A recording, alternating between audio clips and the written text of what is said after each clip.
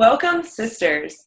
I'm so glad that you've decided to join us today for the Art of Spiritual Living online retreat, where we're talking about all different ways to tune inward, tap into your intuition, and awaken your inspiration. My name is Elizabeth Foley. I am an artist and a creative catalyst. I help women overcome their creative blocks and get in touch with their inner creative spirit. And today we are here with Mary Reynolds Thompson, and we are going to be doing some writing practice, rewilding our writing practice today. So I'm excited to dive in as usual. But before we get started, let's just take a moment to make sure that we're ready and that we're fully present here. You are going to want to have your journals today so that you can take some notes with just a journal and a pen. Or if you're like me, I like to have some colored pens. And, go ahead and hang that do not disturb sign on your door. Go ahead and turn off your phone and shut down your other apps so you can just really be here and be present. So I'm sure we're going to have a lot of fun today. And let's go ahead and take a moment to get ourselves centered and present. So if you've been following us on some of the other sessions, I like to lead an Om chant. If this is your first time, I'm going to go over that real quickly for you. So the sound Om, the sacred seed of the universe, is following that sound and chanting that sound is a great, simple way to just tune inward really quickly. So I invite you to join me, or if that doesn't feel comfortable for you, you can always just listen and tune into your breath while we're doing that. So how we chant the Om is it's a three-part sound. So it starts, we'll make the first sound, the O sound with an open mouth. You're going to want to feel that vibration here in your neck. The second part is more of an ooh sound, more of a closed mouth, and you're going to feel that vibration here in your neck. And then the last sound is the sound, and you're going to feel that vibration here in your chest. So as you're making the sound, it's not important how it sounds. What's important is that you're using the moment to tune inward, and that, if you want to adjust your sound so you can feel those vibrations, that's going to help you have a deeper experience. So I'm going to invite you now to just close your eyes with me. Oh, before you do that, let me just, for those of you who've never done this before, let me tell you how it all sounds together. So it sounds like this all together. Om.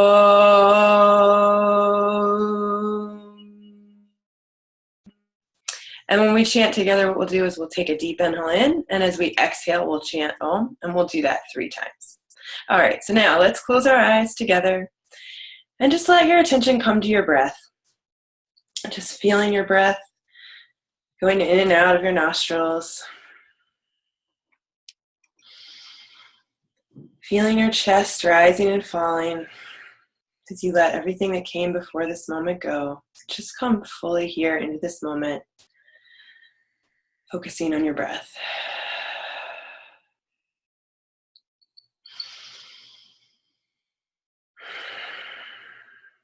And now let's take a deep inhale in together, and as we exhale, we'll exhale Om.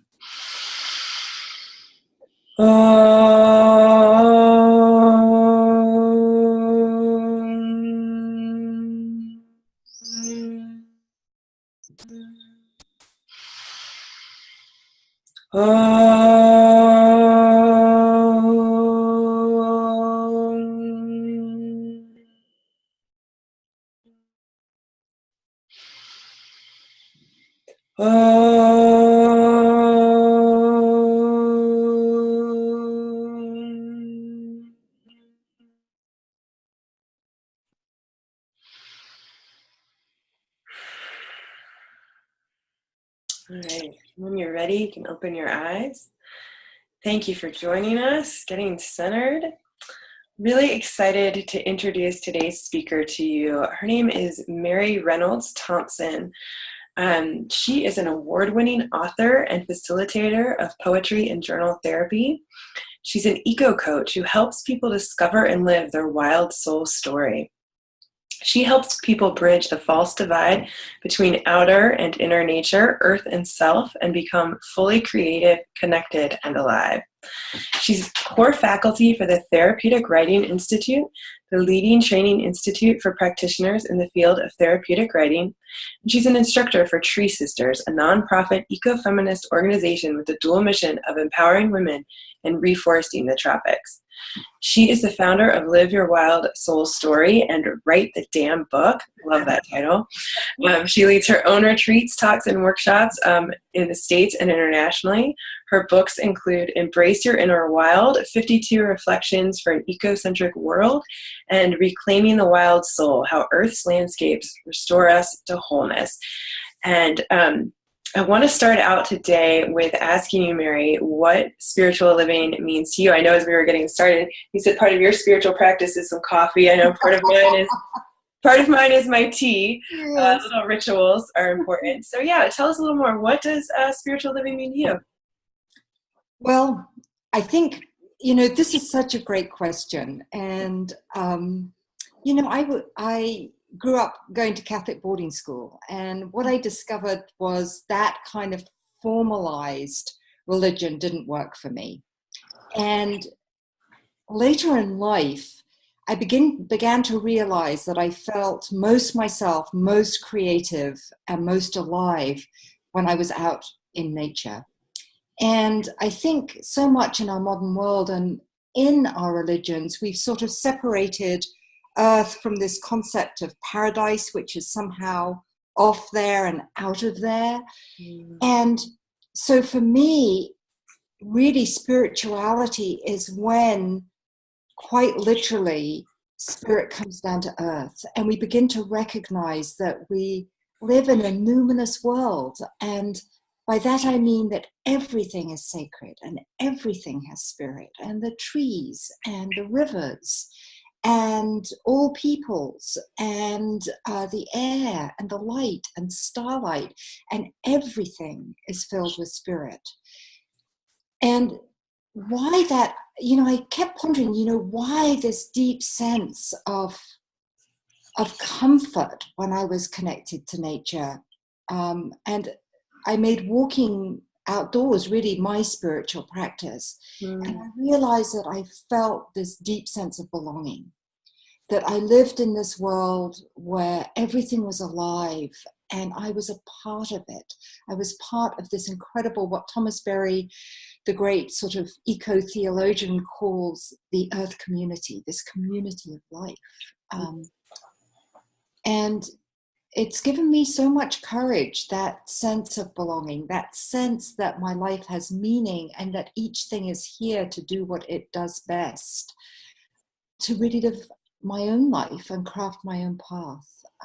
But for me, this is where sacredness is. It's in the world. It's in the universe. It doesn't exist somewhere beyond that. It's embedded in it. Mm-hmm. I like that. I like that idea of being connected to part of a community. It's these days, it's so easy to feel disconnected, even when we're in this environment of constant connection through the internet and everything. But yeah, when we go out in nature, we really do reconnect with something that we are a part of. Right. I like to say we're the earth in human form, just like Raven is the earth in raven form. We really are an expression of the earth, and remembering that is a very powerful thing, I think. So I am excited to learn more about what you have to share with us today. For me, writing and journaling is a big part of my spiritual practice. And I am so intrigued by this idea of rewilding our writing practice. So can you tell us a little bit more about it? Yeah, I would love to. So in my work, and you probably gathered from, the titles of my book, Reclaiming the Wild Soul, Embrace Your Inner Wild, that I am really interested in having people bridge this false divide between this inner and outer nature. So I came up with a model, several models actually. I rather like models. And one of them is working with the earth archetypes, but there's this other model, this kind of rewilding model that has been increasingly sort of calling to me. So if you think about it, there is at the very, the place where we live from so much of the time, especially in our modern culture, is this small, I'm putting my hands up here so people can see them, this small egoic self. So think of that as the kind of bullseye of a big circle. And that's the self that feels that we're separate from the world, that is perhaps quite self-willed, quite fearful, very concerned with our security, perhaps rather tribal. You know, we care about our family and our friends, but we tend to be less interested or concerned with the rest of the world. So outside of that initial circle is this ecological self. And this ecological self feels a deep connection with all beings, right? It's the self that actually is aware of all these interdependent relationships. The earth community self, the part that realizes that we're part of this earth community. And then in this outer circle, we have what I call the cosmological self. And the cosmological self is that part of us that really gets, it's this very deeply mystical part that realizes that, you know, we are part of all and everything throughout time. You know, this 13.8 billion year universe story, of which we are part. It's like this singular energy event that takes all these different forms, and one of the forms is you and one of the forms is me, and you know, we each take a particular aspect of it. Now you ask, well, what's that got to do with writing, right? Mm-hmm. Well, I realized it really tracks into the writing world as well. So think about it. As people, even just doing writing practices, let alone people who are writing to get published and everything like that, how many times are we writing from that small egoic self? The inner critic is rattling around in our heads. We are fearful. We're totally consumed with, you know, how we appear. We're judging ourselves. We're completely absorbed in our own, you know, whatever is going on. So, okay, fair enough. We're going to spend some time there. But what happens if we took our writing out to the ecological self? Now think about it. That ecological self is that aspect of us that really gets how everything is connected. So that's that place when we write where we surprise ourselves with these incredible connections that we never made until we began to write. It's a place of enormous sense of how one thing leads to another, of how a metaphor here awakens a concept over here. It's a deeply connected, and when we're writing from that place, it feels really juicy, and it's really interesting because we learn things in this place. We're open to surprise. We're open to the meeting of things that we ordinarily wouldn't put together. Then, in the writing world, when we get to the cosmological self, it's those moments of absolute profound flow, you know, where you know that you simply are a channel for something greater and bigger than you that is moving through you. And oftentimes when we experience that, it's quite ecstatic. It's a sense of time just passing. If you've ever sat down to write and suddenly you look up and you go, oh my goodness, where did the time go? Then you're probably writing from that cosmological self, which is completely in the flow of everything. So as writers, we also have this kind of interesting ecological pathway to take from this small shut down place, very tamed and domesticated, by the way. And we know that with our writing. You know, most of us were taught in English class, you know, you have to write a certain way, syntax, grammar, spelling. And so we get all tight and domesticated to this rewilding process where we begin to open up enough and free ourselves enough from our ego that we feel that depth of connection with everything. Ideas come to us, flow through us, connect to this amazing sense of, oh, I am a channel for something deeper and greater than myself. Yeah, that's beautiful. So there's a poem by Rilke I'd love to read because I think it says it so beautifully. And I love this concept because I think you're seeing it, of widening circles. And so the poem is called Widening Circles. And it goes like this. I live my life in widening circles, that reach out across the world. I may not complete the last one, but I give myself to it. I circle around God, around the primordial tower. I've been circling for thousands of years, and I still don't know. Am I a falcon, a storm, or a great song? I love that poem, and I love it because, and I still don't know, am I a falcon, a storm, or a great song?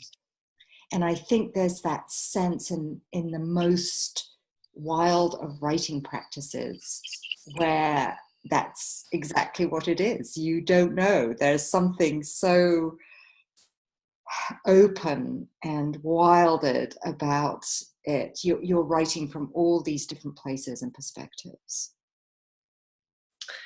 Great. I'm having a lot of fun taking some notes today. Drawing my circles. I don't know. The light's not going to let you see it, Greg. Oh, let's see. Oh, now I see it really. Now that is gorgeous. And I would love you to send that to me. Take a little snapshot. Look at you. That's beautiful. Thank you. Absolutely beautiful. Thank you. So, are we going to dive into some practice today? You have some practice. I think we are. Yes. I think now that I've set everybody up for these widening circles, I better take you to a few of them. So I love quotes, by the way. When I give my workshops, I have a bowl of quotes that I love people to pick up and read them. And I was thinking about one today, just to sort of set the tone before we dive in. And it's by a friend and a beautiful poet called Lauren de Boer. And he writes this: just spending a little time in the natural world can awaken us from our psychological, cognitive, and spiritual sleep, opening us to the sacred wisdom that surrounds us. We need this wisdom source to help us face the tensions of our times creatively. So spending a little time in the natural world, psychologically, it awakens us psychologically, cognitively, and spiritually. So ideally, everybody out there, I will be taking you out into nature to do this process. And I encourage you to do this process out in nature after this call. But for the moment, I want you to just really settle in, plant your feet on the earth. Remember that beautiful that Elizabeth sort of set the sacred portal that we entered together through, just that beautiful vibration of and just settle in and just settle into your breath and just allow yourself to breathe naturally and easily. And with each out breath, just release a little tension and a little stress. Yeah, and just deeply relax. And again, feel yourself embedded in the earth and planted on the earth. And as you breathe deeply, but in a relaxed way, I want you to think about a place in nature that is really special to you. Somewhere that you have visited, somewhere you like to walk regularly, a place even that you saw in some magazine or on a video and you thought, oh, that place feels so magical. So in your mind's eye, just go to that place now and bring yourself fully present in it, sensing the sounds and the fragrances, paying attention to what's beneath your feet, around you, the colors, the shapes, what's near, what's far. And when you feel yourself deeply present in this place, I want you to go exploring. Is there a path to follow? Is there a particular route that's calling to you? And just in a very relaxed and open way, slowly, slowly walk down that path, take that route, move into the landscape. And keep moving, looking, paying attention.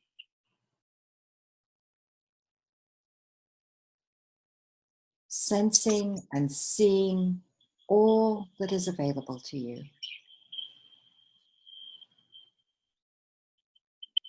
Inviting an intimacy with this place.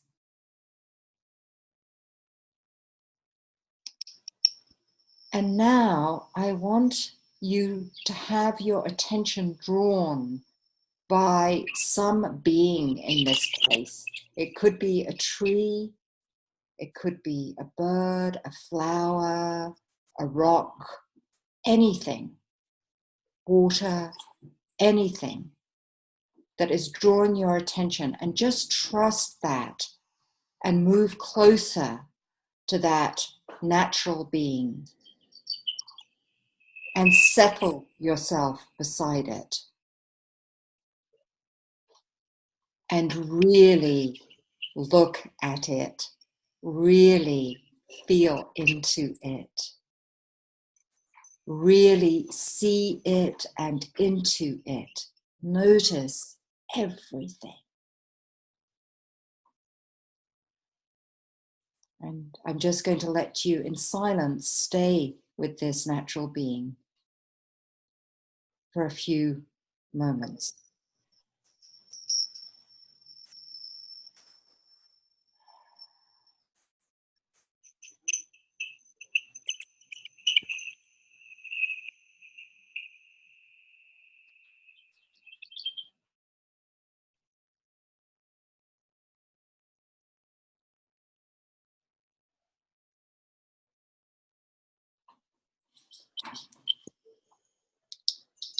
And now I want you very slowly to open your eyes, pick up your pens and reach for your journals. And I want you, I'm just going to give you 3 minutes to describe everything you can about your natural being. Just describe it. Let the pen flow on the paper.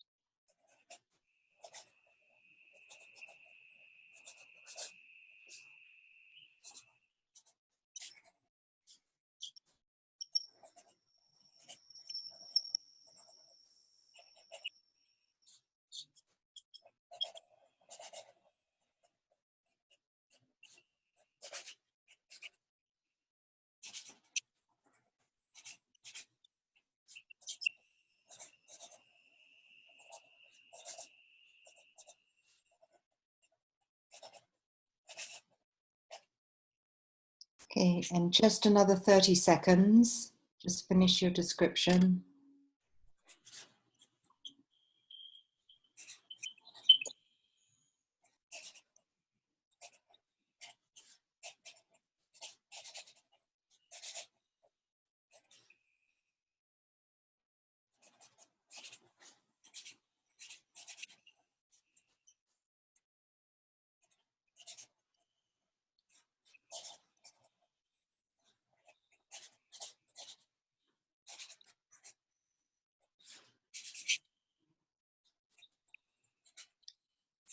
And when you're ready, just bring that to a close, knowing you can always return to it. Now, this is a practice that any of you that keep journals, I would highly recommend, which is what I call, or what is called the reflection right, or what my friend and colleague Kate Thompson calls the feedback right. What it means is read back through what you've written. Always read back through what you've written. And in this case, I'm going to do a very specific prompt. This, after you've read back through what you've written, this, name it, this wild iris, this tree, whatever it was, makes me feel, and just finish that sentence stem. This, name it, makes me feel. And then one other line. This, name it, reflects my. This, whatever it is, reflects my. And just finish those two sentence stems. So read through what you've written and finish those sentence stems.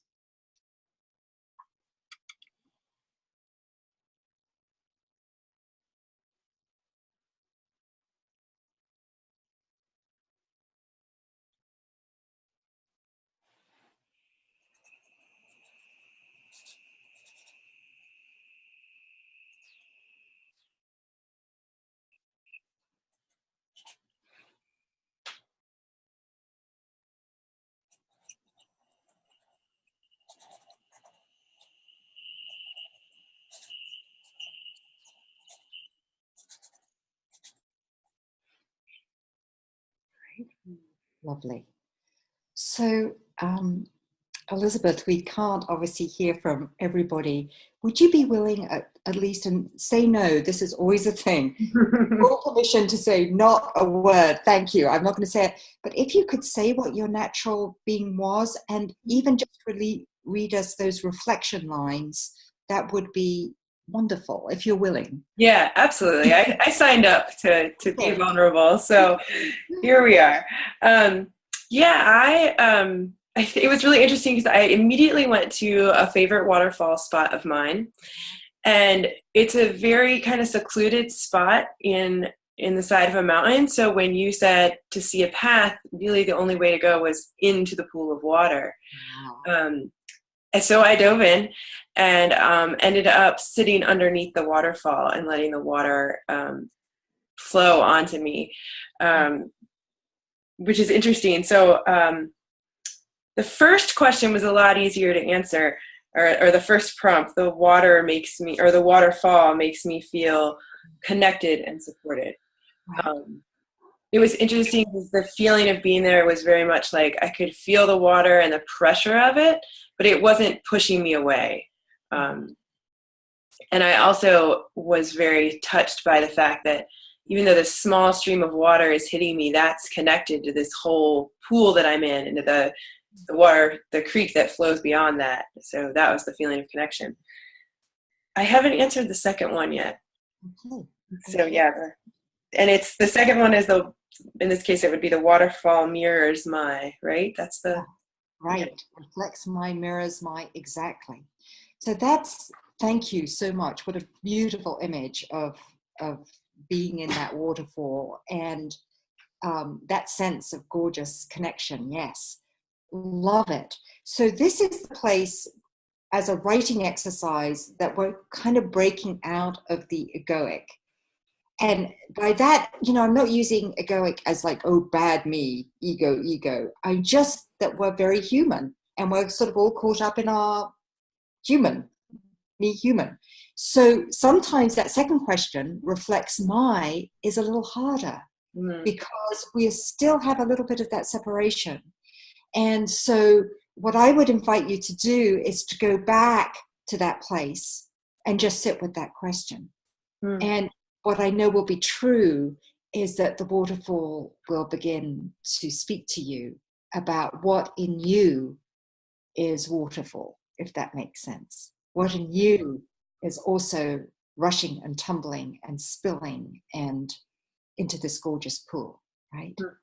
So to sit and be with it. And I'm sure others also will be in that place. And my experience is if one person is in the place, many other people are also in that place too.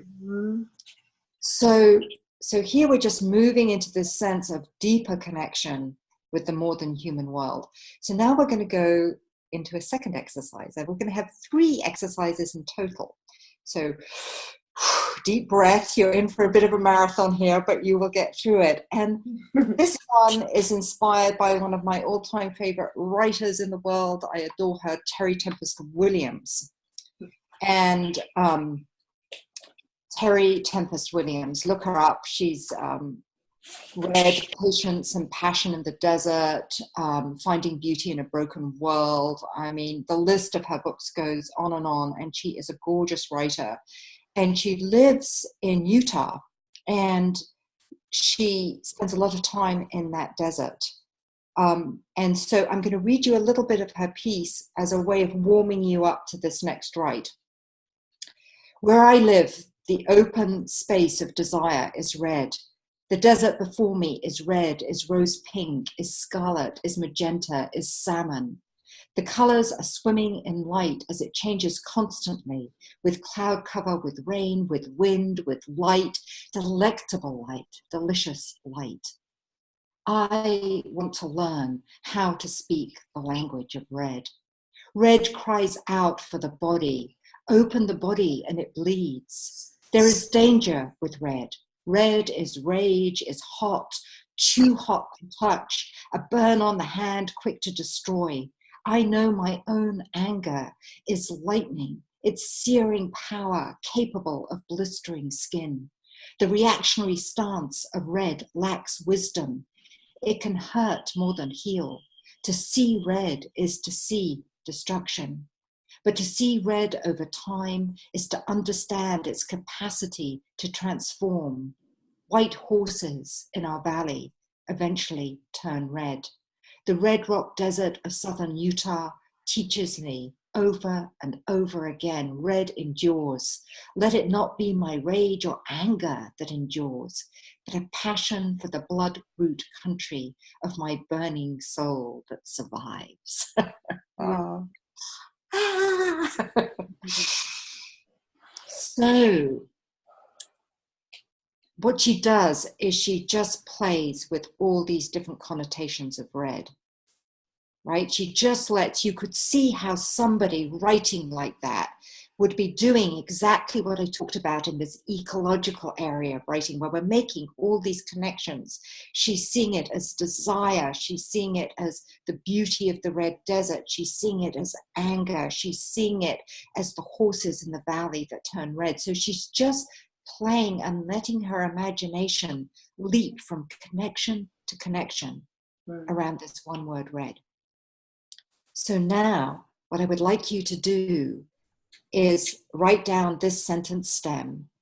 I want to learn how to speak the language of, and go back to your natural object. So yours would be waterfall. I want to learn to speak the language of waterfall. I want to learn, how to speak the language of, and put your, whatever it was that you came across in that visualization in there, and just go for it. I'm only going to give you 3 minutes, and best as possible, don't let your hand leave the page. Just write what we call free writing, quickly, as fast as possible, allowing anything that comes to mind to come. Don't edit it out. Off you go.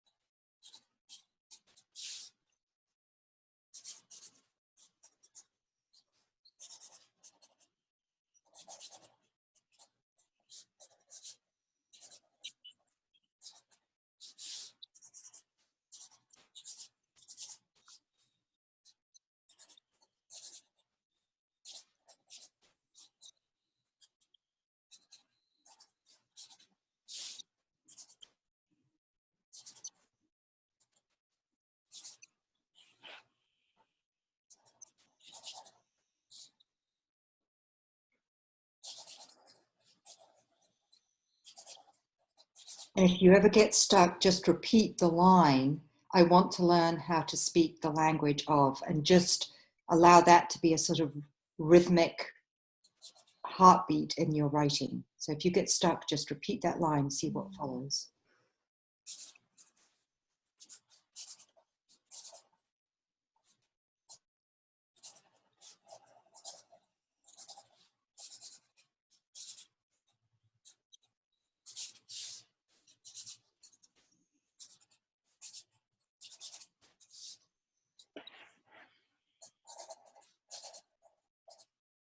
And just another 30 seconds.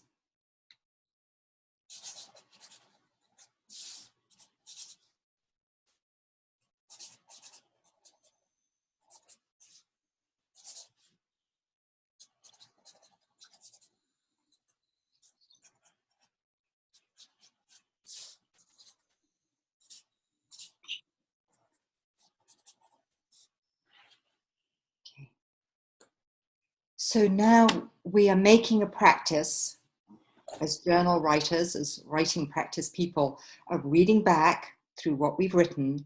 And then you can just write a sentence stem, something like, reading this I noticed, reading this I'm surprised by. So if you would just do that, Elizabeth, read back through and just write one line about what stands out for you.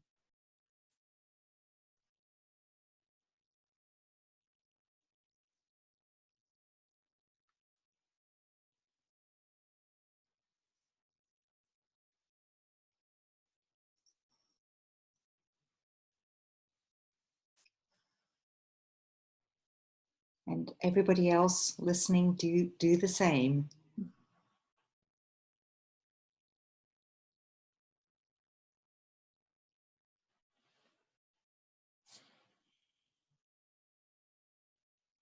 What do you notice? What surprised you?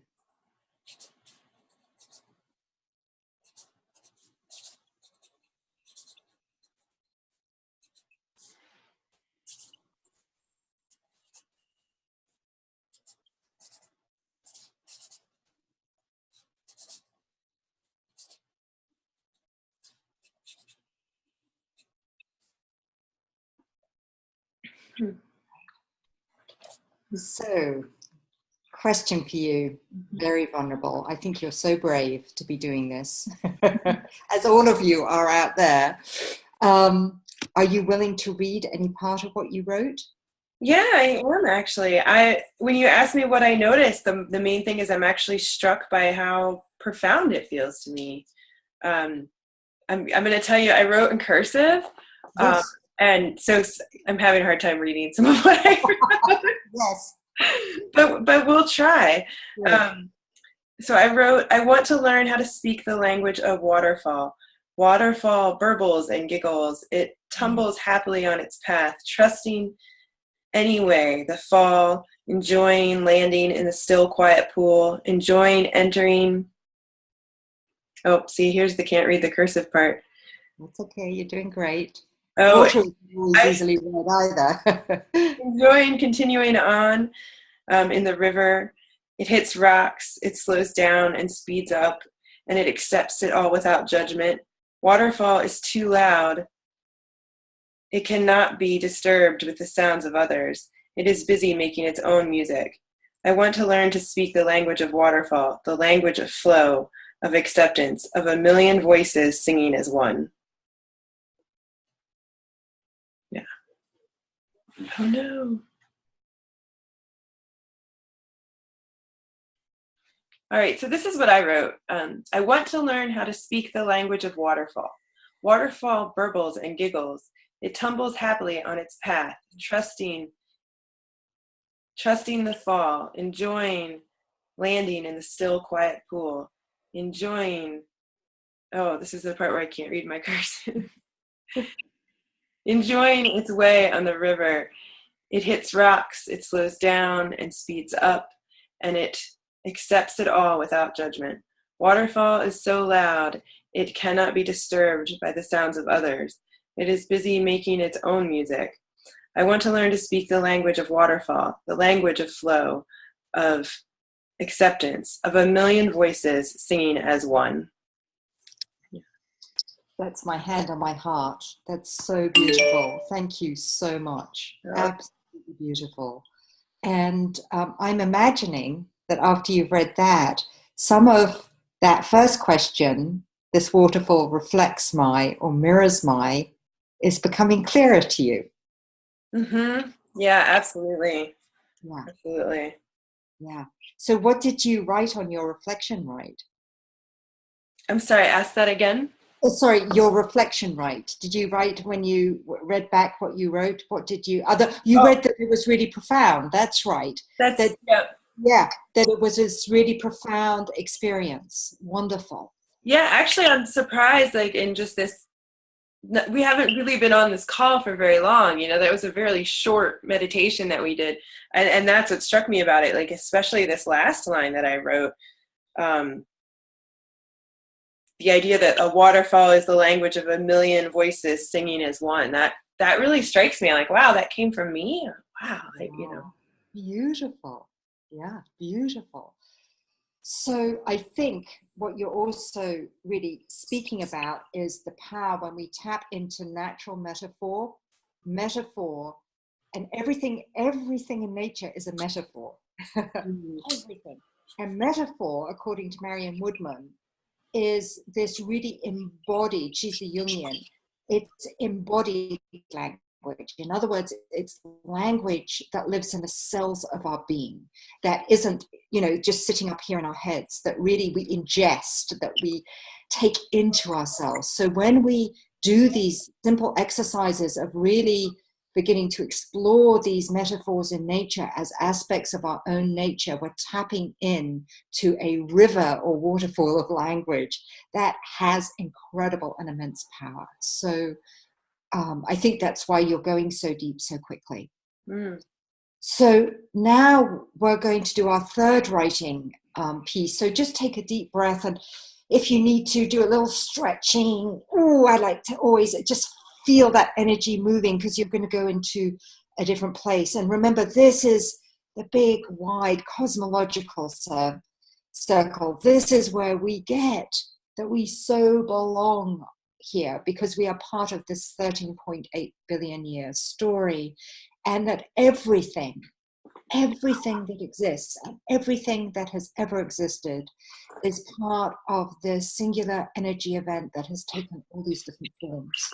And one of those forms is us, and one of the forms is this being that you've been writing about, in Elizabeth's case, the waterfall. So now we're going to go into a deeper sort of channeling of wisdom of this being that we're developing this relationship with, that is helping us rewild our own language and our own sense of self. So this is a very simple prompt. It begins, in Elizabeth's case, waterfall, in me, the, whatever it be, in me knows. Now, notice this is a shift in perspective. You're really beginning now to go into this being as an aspect of yourself. So take a moment, take a deep breath. You might really want to reconnect in and just go, whatever it be, name it, in me knows, and feel that deep knowing, and write from that place. And I'm going to give you again 3 minutes. Yeah.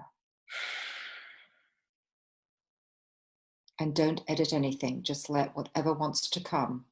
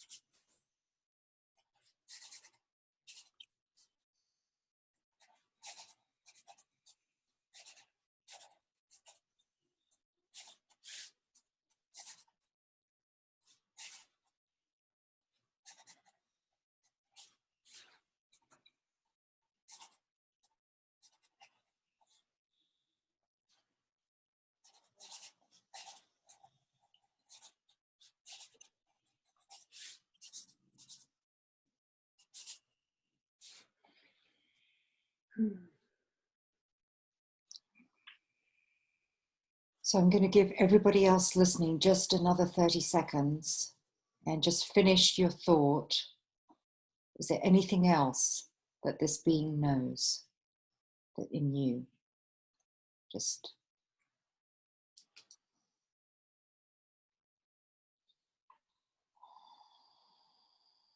and if, like Elizabeth, you've already finished, do the process that now I hope is going to become part of your writing practice.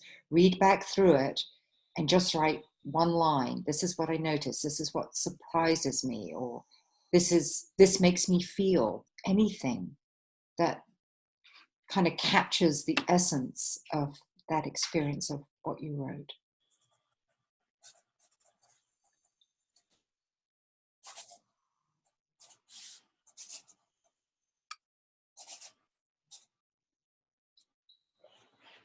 Beautiful. So just draw it to a close and just know that you can go back to any of these exercises. You know, for some people, 3 minutes is a huge amount of time to write. For somebody with a Zoom camera on them, 3 minutes is a very challenging time, I would think, to write. And other people really want and need 10 minutes, 15 minutes, 50 minutes. So, you know, just notice that, you know, there are some of us that do really well on short writing sprints. I prefer to mix it up. Days when I give myself longer periods, other days shorter periods. So again, my willing volunteer, anything you share would be gratefully received. Yeah, let's see. I think that this one for me, the big one, was the waterfall in me knows that a little bit at a time I can move mountains if I just keep flowing. Wow, that's pretty big. So when you said, how does this make me feel? That really, you know, it makes me feel really powerful, actually. Wow, fabulous, fabulous. And, you know, I just want to say how beautiful that is, because I do feel that there's a way when we connect to the natural world through these simple processes of really paying attention and really listening. Notice how much in this process you've had to listen to what the world is telling you. So this is a very humble thing in a way. It's very filled with humility because humans aren't used to really listening to nature. Here you're really listening. And yet the irony is that through humility, through opening ourselves up to listen to the wisdom of the earth, we actually feel more powerful. That's the beautiful paradox, is because we realize that this is a part of us, that the waterfall is part of you. And of course, we're 70.5% water. So, you know, literally the waterfalls are moving through you all the time, through your veins and arteries and gushing. And so literally, but also psychologically and spiritually, the waterfall now is your teacher. And that's a profound thing. And it's a deeply empowering thing, which is, I think, what you're talking about, that it can give you images of how to be that create tremendous emboldenment of who we are. And I think at this time, if I may slip in a little bit, we need to be emboldened. We need to be brave and bold. So beautiful. Thank you so much for that playing with me. Yeah. Well, thank you so much, because this has been really profound for me. And actually this idea, the idea that you can move mountains like a little bit at a time, is something that I've been really diving into a lot lately. And I just love having this metaphor for it now. It really like explains it all in just this really super succinct way. So I love that. It's going to be something that I use with people for the rest of my life. So thank you. And I'm so anxious to hear what everybody else's experiences are. I've been thinking this whole time, like, well, I want to know who else saw a waterfall and what message they got from it, because, you know, I'm sure there's probably someone out there listening who had a very similar experience, and someone else who saw a waterfall and had a completely different message and experience. And then all of the other things that people will have interacted with. I'm sure, I know you do this and this is your work, so you've been there, but I am so excited to hear what people are experiencing. So really want to encourage you, if you're feeling brave and vulnerable yourself, to share your experience in our Facebook group so we can hear more about what being came to you and what messages you're getting. Yes, ditto. Love. It's a great joy of my life to hear other people's sharings and insights, and yes, would love to see that. Yeah, we can all learn so much from each other. So,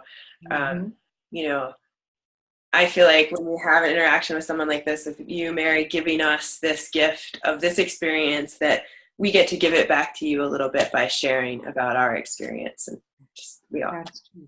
Yeah. So do you have any final words for us today? Yes, I actually do. I thought this would be, me and quotes. I've already told you I love quotes. And this is by Theodore Roszak. And I just think it's something deep to contemplate. And he writes, "The psyche is rooted inside a greater intelligence, once known as the animae mundi, the psyche of the earth herself, that has been nurturing life in the cosmos for billions of years." So what he's saying is that our psyches, our souls, are embedded in the intelligence of the earth. It has been nurturing life in the cosmos for billions of years. So when we tap into Earth's intelligence through these simple exercises, we're tapping into this deeper and greater well of wisdom that we can have access to in any moment, billions of years old. And I think that that's a bedazzling thing to reflect upon. Mm. Yes, absolutely. I know that you have a really great free gift for us today too. Let's see, you say it's a forest music meditation. Tell us just a little bit more about that. Well, my book, The Reclaiming the Wild Soul, actually takes people on a journey through 5 earth archetypes: deserts, forests, oceans and rivers, mountains and grasslands. Mm. And this music meditation is really a way of awakening your forest wisdom, that instinctual, intuitive forest self. And so it's a lovely practice to do before you write, especially if you're somebody like me who actually really consciously wants to be in my body when I write. As I say, everything is about trying to just get purely out of here. This is good, but we don't want to be purely in it. So this is a beautiful movement piece. It's got a lovely meditation aspect to it, and really is an invitation to play, to get yourself into the mood, to rewild your writing practice. Well, thank you for sharing that, everybody. That if you're interested, I highly encourage it. I'm sure it's going to be great. The link is right below the video, so check that out. And please do share about your experience today. We want to hear all about your beans and waterfalls and all of that yummy, delicious stuff. So thank you again so much for being with us today, Mary. It's been such a pleasure. And thank you all for joining us today on the journey. So blessings, everybody. Blessings.